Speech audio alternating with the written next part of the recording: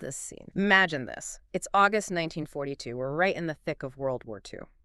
Yeah, and things are looking pretty grim for the Allies, especially in the Pacific. Absolutely. America is still reeling from Pearl Harbor just months before. Mm. Losses are mounting across the Pacific theater. Morale, frankly, it's rock bottom. The Japanese military machine seemed unstoppable back then. Swift invasions, coordinated attacks. They had mastered a certain kind of warfare that the Allies were, well, struggling to counter. Traditional battle lines, massed forces, it just wasn't working against this enemy spread across vast island chains. Right. The Allies desperately needed something different, a way to strike back, to get inside their perimeter, And then, seemingly out of nowhere, comes this surprise. Not a massive fleet, not a new wonder weapon, No. but a small group of men. 219 Marines. Emerging from submarines. In the dead of night. Launching an offensive using tactics so alien to American doctrine that the top brass, when they looked into it, they actually called them borderline communist. And that's the real shocker, isn't it? That's the core of what we're diving into today. This moment where the U.S. military, in its darkest hour, basically learns guerrilla warfare, commando tactics Who? from Mao Zedong's communist forces in China. The very people who, just a few years down the line, would become America's major ideological adversary. It's mind-bending, like strategic theft from your future enemy. Absolutely. Looking for answers in places no one else dared to look. Okay, so that's our mission for this deep dive, right? Yeah. To unpack this incredible story, the Marine Raiders. Exactly. How did one officer, this rebellious, unconventional guy, manage to bring this, let's call it forbidden, philosophy into the U.S. Marine Corps? A philosophy based on things like equality, decentralization. Stuff that was totally counterculture to the military hierarchy of the 1940s. And how did it fundamentally change American warfare? Because the echoes, they're still there today in special forces. It's a fascinating story of how sheer necessity could just bulldoze military tradition. These Raider units, they weren't just dreamed up by some staff officer. No, this came from the top, didn't it? Right from the president, FDR himself. He saw that traditional warfare was failing in the Pacific. He pushed for something radical, something like the British commandos, but adapted for the Pacific. And the Navy brass agreed. Admiral Nimitz, Commander-in-Chief, Pacific Fleet, specifically requested a commando-style unit. He needed forces that could hit Japanese-held islands fast, disrupt them, grab intel, and get out. Constant little jabs to keep them off balance. So the pressure was definitely on. Immense pressure, Yeah. and it happened fast. The Raiders were officially formed February 16, 1942. That's barely 2 months after Pearl Harbor. Wow. 2 battalions were initially created. The first, under Lieutenant Colonel Merritt Edson, a solid, more traditional Marine officer. Okay. And the second, well, that's our focus, led by Lieutenant Colonel Evans Carlson. But even with presidential backing, there was pushback within the Marines, wasn't there? Oh, big time. The Commandant, Major General Thomas Holcomb, was deeply skeptical. Why? You'd think he'd want elite units. His view was that every Marine was already elite. He thought creating a separate commando unit would somehow diminish the status of the regular Marine. He felt any well-trained Marine could conduct raids. So the idea of an elite within an elite rankled him. Exactly. He only agreed because of intense pressure from FDR and even Churchill weighing in. But that internal friction, that skepticism, it actually created the opening for someone like Carlson. Someone who wasn't playing by the established rules. Precisely. Carlson's background was anything but typical. And crucially, it had led him to spend time observing, really embedding with, the Chinese communist guerrillas back in 1937, a place no American officer was supposed to be. Okay, let's dig into Carlson. Because his life story is, well, it's not the standard officer material, is it? Not even close. Born 1896, son of a Congregationalist minister in Vermont. Seems buttoned up, but he runs away from home at 14. 19. Yeah. Then lies about his age at 16 to join the Army. So he's basically a career soldier before he's legally an adult. Pretty much. He saw service in the Philippines, Hawaii, chased Pancho Villa in Mexico with Pershing, then fought in World War I in Europe. Made captain in the Army. That's a full career already? Right. But then, after the war, he tries civilian life. Doesn't take. Fails as a salesman, apparently. Classic story for some military types. So what does he do? In 1922, he decides he needs back in. But instead of trying to get his Army commission back, he does something extraordinary. What's that? He enlists in the Marine Corps as a private. Wait, a former Army captain enlisting as a private first class? Exactly. starting completely over, Yeah. cleaning latrines, standing guard duty. It speaks volumes about his determination, maybe his humility, or just his need to be back in that environment. That's incredible. And he worked his way back up. He did. Made officer again by 1927, served multiple tours, including as an intelligence officer with the 4th Marines in Shanghai. So he knew China. He had the operational chops. But it was that 1937 tour that changed everything. Japan was invading deep into China. Right. The Second Sino-Japanese War was raging. Carlson gets sent over as an official military observer for the U.S. But here's the twist. He doesn't go observe the main Chinese army, the nationalists under Chiang Kai-shek, the Right. ones the U.S. sort of backed. No, and this is where it gets politically tricky. Carlson perhaps uses his reputation for being a bit of a maverick to go observe the communist Eighth Route Army, Mao Zedong's forces. Wow. In the late 30s, with U.S. policy already wary of communism, that must have raised eyebrows. Major eyebrows. He had to sell it purely as essential intelligence gathering. His argument was basically, look, we know how the nationalists fight, but these communists are using totally different tactics, guerrilla tactics, and they're surprisingly effective against the Japanese. If we end up fighting Japan, we need to understand this. No. A necessary evil argument. Essentially. But he didn't just observe from a safe distance. This wasn't embassy reports. No, the sources stress this was deep immersion. He lived with them. Lived, marched, and even fought alongside them for months. He covered something like 2,000 miles through Japanese-occupied territory in North China, mostly on foot or horseback. Freezing conditions, constant danger. And he wasn't getting special treatment, no officers' quarters. None whatsoever. The accounts are vivid. He slept where they slept, caves, dirt floors, ate their food, which was often just meager millet porridge, endured the bitter cold without an overcoat, wearing the same felt-soled shoes as the lowest-ranking guerrilla fighter. That shared hardship, that must have been transformative and a powerful lesson in leadership itself. Absolutely. And while doing this, he's meeting the future leaders of communist China, Mao Zedong himself, Zhu Enlai, Deng Xiaoping. Incredible. And he paid particular attention to their top military commander, General Zhu Dai, studied his tactics relentlessly. So what was the big revelation? What did he see in Zhu Dai's army that blew his mind? It wasn't about fancy equipment, because they had none. It was about philosophy and method. 3 things really stood out. First, how they gathered intelligence, not from spies, but from the local population. Deep community ties. Okay. Second, logistics. They had no real supply lines. They lived off the land, captured Japanese supplies. Yeah. Total self-sufficiency. Right. And third, and maybe most crucial, how they operated. Small units, totally decentralized. They could operate independently for weeks, making tactical decisions on the spot based on local conditions, no waiting for orders from HQ miles away. Speed, adaptability, autonomy. Exactly. He set up this force that, by all Western military logic, should have collapsed instantly. They were starving, freezing, massively outgunned by the Japanese. But they weren't collapsing. Their morale, their cohesion, their will to fight. Carlson described it as breathtaking, and that became his obsession. How do you achieve that level of commitment? So he comes back to the States in '39, his head full of these radical ideas, just as the world is about to explode. And this experience directly leads to the philosophy he'd implement with the Raiders. Gung Ho. Precisely. Gung Ho is the key. It wasn't just a battle cry. It was the distillation of everything he learned in China. And it's centered on that breathtaking morale he saw, right? How did the communists achieve it, despite having nothing? It came down to this concept they called Gung. Gung Ho. Yeah, which loosely means work together, or maybe working in harmony. But it wasn't just teamwork like, pulling a rope together. It was deeper, a shared understanding, a shared purpose, fostered by radical transparency and a kind of equality. And the Americans heard this, mangled the pronunciation a bit, and it became Gung Ho. Exactly. But for Carlson, Gung Ho wasn't just the slogan. It was the system.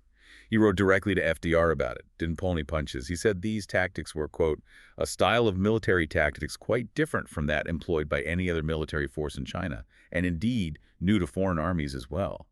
He knew he was onto something revolutionary. And he tried to implement this communist-inspired revolution in the ultra-traditional U.S. Marine Corps. How did he break it down? What were the core principles? He boiled it down to 3 main pillars. And yeah, they absolutely horrified many of his peers. Okay, pillar number 1. Unit cohesion through equality. This is the big one, the immediate flashpoint. He basically abolished the rigid class structure common in the military. How? Officers and enlisted men shared everything. Same food, same tents, same lack of privileges. If it was cold and wet for a private, it was cold and wet for the captain. And he made specific rules against tradition, right? Like saluting. Yep. Abolished saluting during training periods. His reasoning was that respect had to be earned through competence and shared hardship, not just demanded by rank insignia. And the sir thing. Forbade enlisted men from calling officers sir during training. That one sent shockwaves. I can only imagine. In the 1940s Marine Corps, hierarchy was discipline. Take away the sir, take away the salute. Aren't you just inviting chaos? How did he maintain control? That's the genius, or perhaps the gamble, of his system. He wasn't removing discipline. He was changing its source. He believed traditional discipline was based on fear of punishment and class difference. He wanted discipline based on mutual respect, shared purpose, and ideological commitment. So accountability replaced mandated deference. Kind of. The idea was, if everyone's in the same miserable boat and everyone understands why they're there, you get a stronger, more self-policing form of discipline. Less resentment, more buy-in. Okay, controversial, but I see the logic. What was pillar number 2? Decentralized execution. This came straight from watching the Chinese guerrillas operate behind enemy lines. They couldn't wait for orders. Right, too slow. Exactly.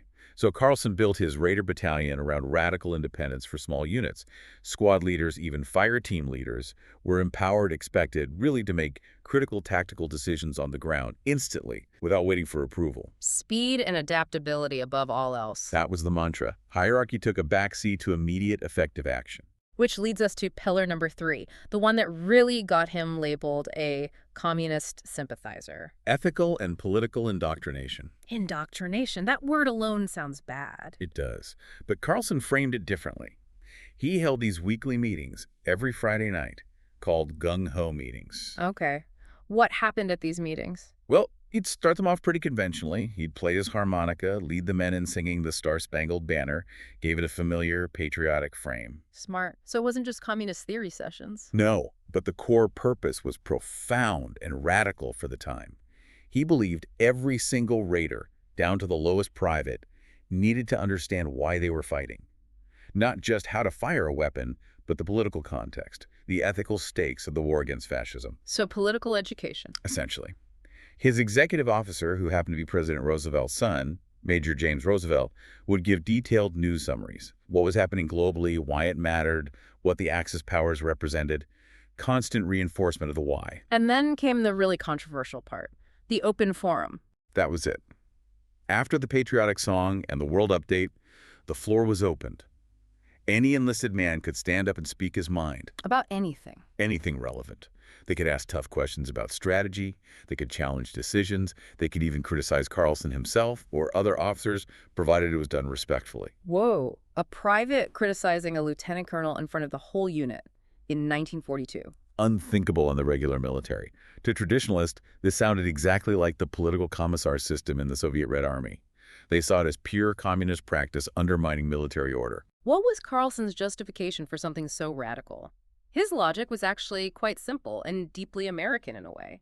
He argued, we're fighting this war to defend democracy, right?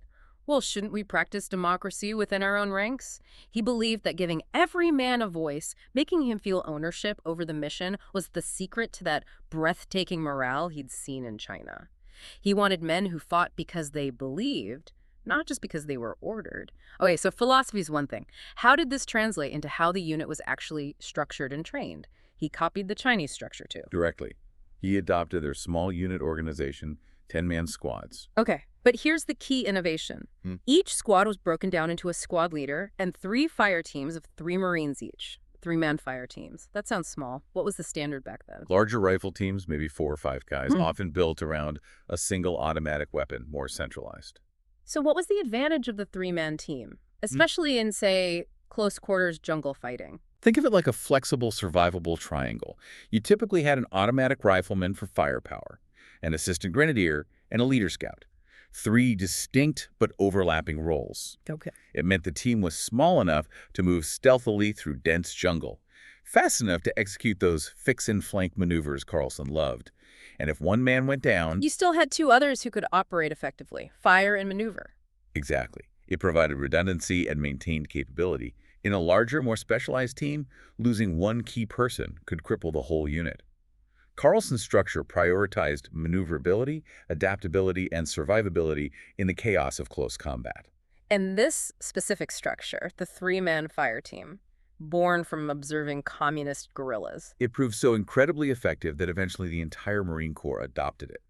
And a version of it is still the fundamental infantry unit today. That's Carlson's most tangible, enduring legacy, even if the ideology behind it was rejected. Amazing. So the training must have been intense to match this philosophy. Brutal. They trained at a place called Jacques Farm in California. And embodying the equality principle, the Raiders had to build their own camp first. No pre-existing barracks. Wow. Start from scratch. Physically, the demands were insane. They were expected to move at 7 miles per hour, fully loaded, weekly 70-mile hikes. 70 miles. Every week. Yep.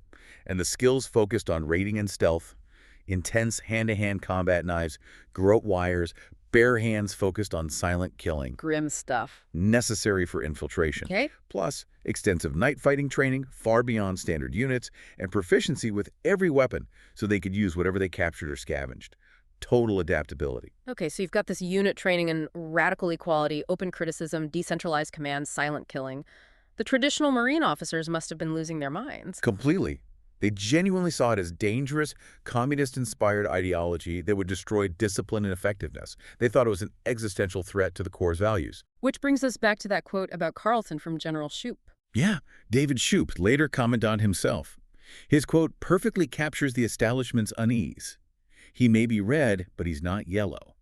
Meaning, he might have communist leanings, but damn it, he's brave and gets results. Exactly. A grudging acknowledgement of his combat effectiveness, wrapped in deep political suspicion. Carlson, though, was probably betting that results on the battlefield would speak louder than political whispers. And his first big test, the chance to prove his Gung Ho methods worked under fire, came pretty quickly. Makin Island. August 1942. Just months after the Raiders were formed. What was the mission? Okay, so they took 219 Raiders from companies A and B, loaded them onto two massive submarines, the USS Nautilus and Argonaut, at Pearl Harbor. Transporting troops by sub, that's already unconventional. Highly. The mission wasn't about taking and holding Makin Atoll. It had two main goals. First, a morale boost back home. America desperately needed some offensive news. A win, however small. Show he could strike back. Precisely. Second, strategically, it was meant to be a diversion. Pull Japanese attention and maybe some resources away from the Solomons, where the massive, critical Guadalcanal campaign was just kicking off. Distract the enemy while the main effort landed elsewhere. Right. Secrecy was paramount. As the sub surfaced in the darkness just before dawn, August 17th, Carlson reportedly shouted the command, "Ahoy, Raiders!" And the response. The whole unit roared back in unison. Gung Ho! A moment of pure, trained cohesion. But that moment didn't last long, did it? The plan started falling apart almost immediately. Yeah, the Pacific Ocean had other ideas. The plan looked simple on paper. Quick insertion, wreck the place, get out the same day. But the reality was chaos. The sea state was way rougher than expected. Huge waves, massive surf crashing over the reef into the lagoon, and they were landing in inflatable rubber boats with little outboard motors. Plenty of them. And those little 6-horsepower motors, they were just swamped instantly by the spray and the chop. Most of them died. So no motors. They had to switch to wooden paddles, fighting these enormous breakers just to make it ashore. Accounts describe Marines struggling desperately in the surf, both flipping, heavy gear dragging them down, like Private Ben Carson's boat capsizing. Men nearly drowning before they even saw the enemy. So they hit the beach, exhausted, soaked, equipment probably lost or damaged. Not exactly the shock troops they envisioned. Not at all. It immediately tested that adaptability Carlson drilled into them.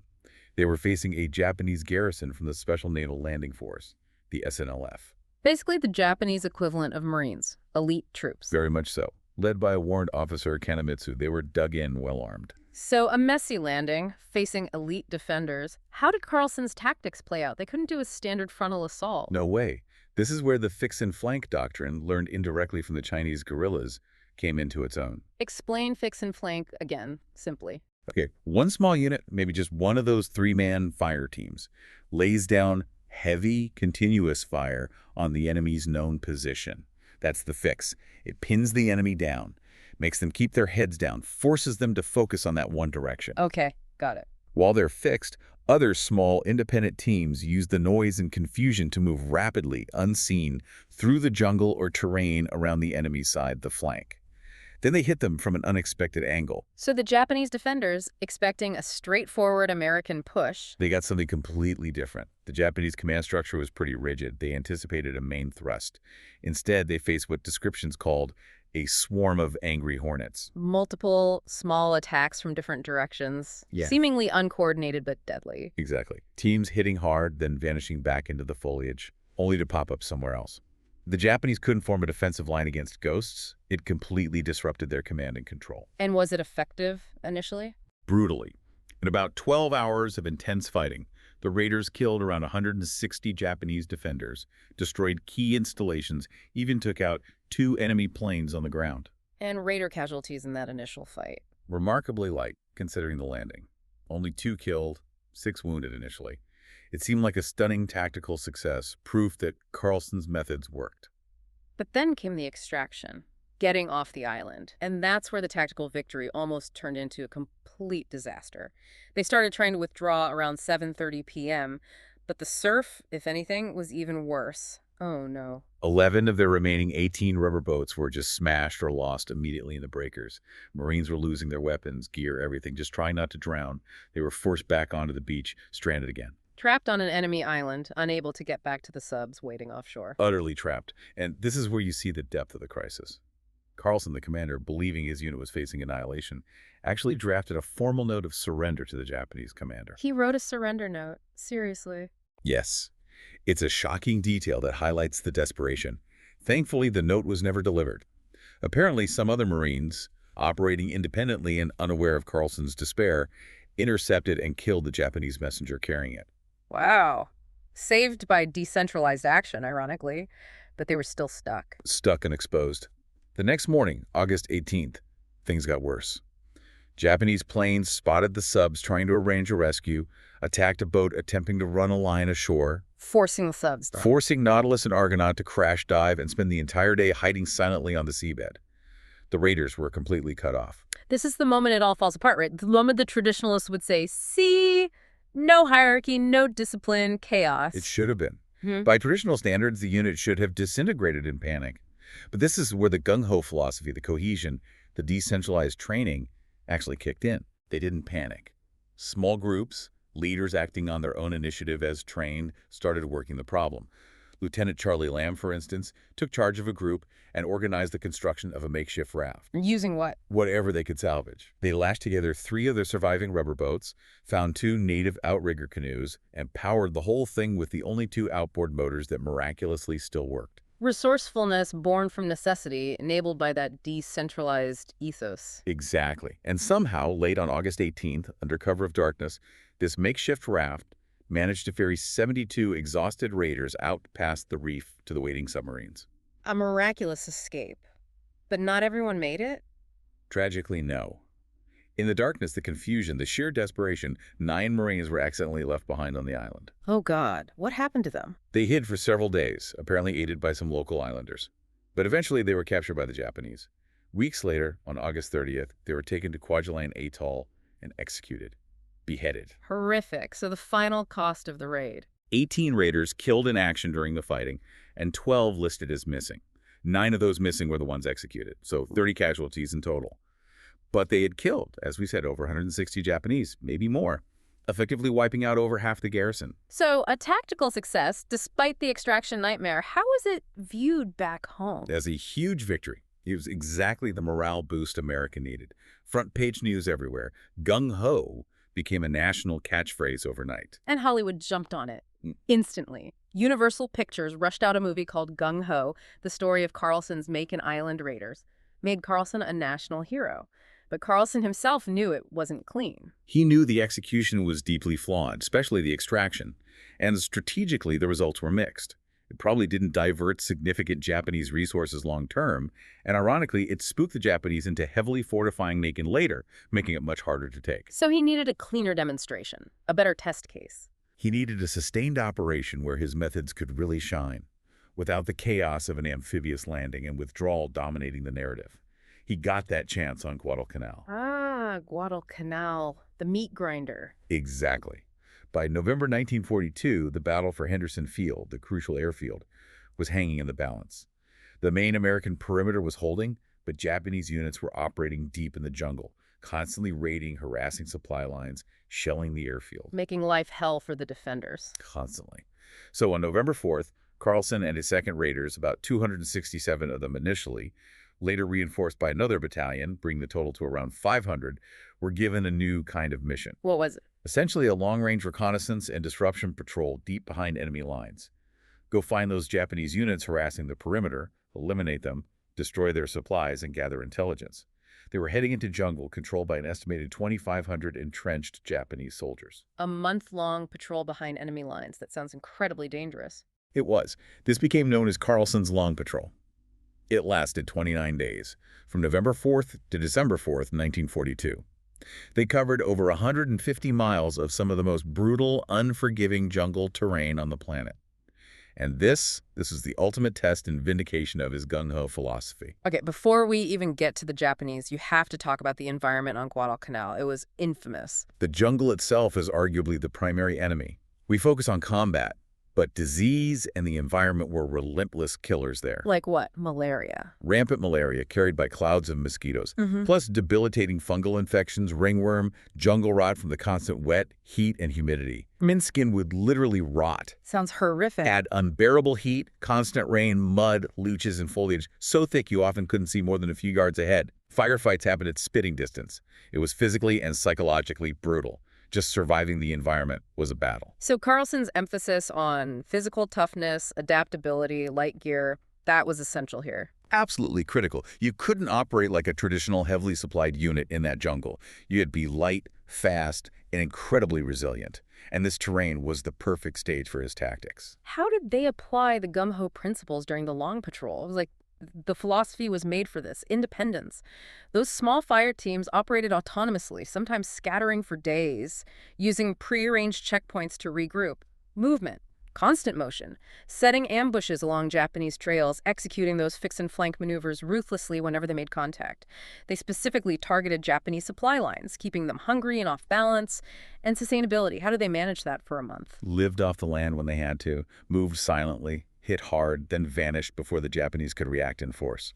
And critically, they captured enemy food, ammo, even artillery pieces. They fought on their terms, refusing to get drawn into slugging matches. Yeah. Classic guerrilla warfare. Did they use local help? Yes. A crucial element was intelligence gathering. They built relationships with the native Solomon Islanders who acted as scouts. These locals knew the jungle intimately and provided invaluable real-time intel on Japanese movements and hidden positions, way better than any aerial photo. And this allowed them to pull off specific coups, like taking out artillery. Definitely. One of their biggest successes was locating and destroying several Japanese artillery pieces that had been shelling Henderson Field, including the notorious Pistol Pete. Pistol Pete, wasn't that like a specific legendary gun? It was more the nickname for any Japanese heavy gun, often a 150mm howitzer, that they kept moving around cleverly to avoid counter-battery fire. It was a huge psychological thorn in the side for the Americans at Henderson Field, constantly harassing them. So finding it was a big deal. Huge. Regular patrols couldn't pin it down. But Carlson's Raiders, using their stealth, mobility, and the native scouts, tracked these guns to their hidden positions. They'd conduct a swift raid, kill the crew, disable or destroy the gun, and melt away. Taking out Pistol Pete was a major operational win and morale boost for the main forces. It highlights the difference, doesn't it? The Japanese expected a predictable American enemy fighting by the book. Exactly. They expected clear front-line set-piece battles. Instead, they found Americans operating like an insurgency behind their own lines, hitting them where they were weakest, refusing to fight fair. It must have been deeply unnerving. So, the bottom line, 29 days in hell, what were the results, the numbers? The numbers are simply staggering, and this is verified. During the long patrol, Carlson's Raiders killed 488 Japanese soldiers. Okay, 488 enemy KIA. What were the Raider losses? Just 16 Raiders killed in action, and only 17 wounded seriously enough to be evacuated. Wait, 488 to 16. That's a kill ratio of almost 30 to 1. 30 to 1. In that environment, against entrenched Japanese troops. That's undeniable proof, isn't it? It's about as close to empirical validation of a tactical doctrine as you can get in warfare. Lieutenant General Van de Grift, the overall commander on Guadalcanal who had authorized the patrol, was profoundly impressed. The patrol had achieved all its objectives. relieved pressure on the airfield, hammered enemy morale, gathered vital intelligence, and proved that Carlson's unconventional methods were not just viable, but devastatingly effective in the jungle. And Carlson himself, did he attribute the success to his unique methods? Oh, absolutely. And crucially, he didn't try to pretty it up or Americanize the origins. In letters to friends afterwards, he explicitly credited the entire success to the methods and philosophy he had learned from observing the Chinese Communist guerrillas years earlier. He doubled down on the controversial source. He did. He believed the results spoke for themselves and validated his willingness to learn from an unconventional, politically suspect source. So, Makin Island was messy, but a PR win. The Long Patrol was an unambiguous, stunning tactical victory, proven by incredible kill ratios. This should have been Carlson's moment of triumph within the Marine Corps, right? The moment they said, okay, this guy's on to something. You would think so. Yeah. But ironically, the very scale of his success, combined with his complete openness about the communist origins of his ideas, actually solidified the opposition against him within the Marine establishment. Why? Success should be rewarded. Because his success implicitly challenged the entire traditional structure and philosophy of the Marine Corps. His methods of quality, decentralized command, open criticism weren't just tactics, they were a different culture. A culture many senior officers saw as fundamentally incompatible with and dangerous to the institution they cherished. It wasn't just about how to fight, it was about how the Corps should be. So despite the 30-to-1 kill ratio, they moved against him. Political maneuvering. In March 1943, not long after the Long Patrol ended, and shortly after, all 4 Raider battalions were grouped into a single Raider regiment, ostensibly for better command integration.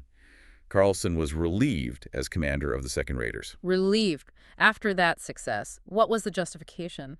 Officially, it was framed as needing commanders who fit better into the standard regimental structure, that his unique methods made integration difficult. He was essentially kicked upstairs to become the regimental executive officer, a staff job, taking him out of direct command of his Gung Ho unit. And who replaced him? Lieutenant Colonel Alan Shapley, described pointedly in the sources as an officer of much more orthodox thinking. And Shapley wasted no time rolling things back. Immediately. Within a month, the Gung Ho meetings were gone. Rigid saluting and traditional officer enlisted distinctions were back in force. The 2nd Raiders were swiftly reorganized along conventional lines. The Gung Ho experiment was officially stamped out. Not everything could be rolled back, right? That one tactical innovation stuck. The 3-man fire team. Even Shapley, the traditionalist, couldn't argue with its combat effectiveness. It was just too good, too flexible, too suited for the Pacific fighting. So that structure was kept, standardized across all Raider battalions, and as we said, eventually became the Marine Corps standard. The tactic survived, even when the philosophy was purged. A fascinating paradox. It really is. But the Raider battalions themselves, as distinct units, were living on borrowed time. They were disbanded entirely. When? January 8, 1944. Less than 2 years after they were created with such urgency. Why disband these proven elite units? What was the official reason this time? The official line was that the nature of the war in the Pacific was changing. The focus was shifting towards massive, division-sized amphibious assaults on heavily fortified islands. Think Tarawa, Iwo Jima, Okinawa. The argument was that large-scale landings needed standardized infantry formations, not small, specialized raiding units. Okay, there's some logic to that, perhaps, but was there an unofficial reason? Almost certainly. That persistent institutional resentment, the friction caused by having this elite force within an elite force. Many regular Marine commanders disliked the Raiders' special status, their unconventional methods, and Carlson's lingering influence. Getting rid of the Raider designation restored a sense of uniformity to the Corps. So internal politics played a major role. What happened to Carlson after he was sidelined? He continued to serve, actually.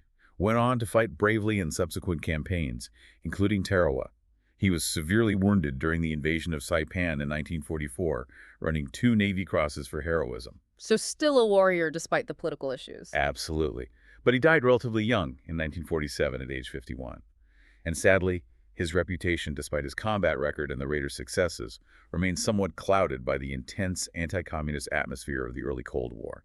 His willingness to learn from Mao's forces made him politically suspect right up until his death. A casualty of the ideological battle lines he crossed tactically? In many ways, yes. His innovation was born from looking beyond those lines.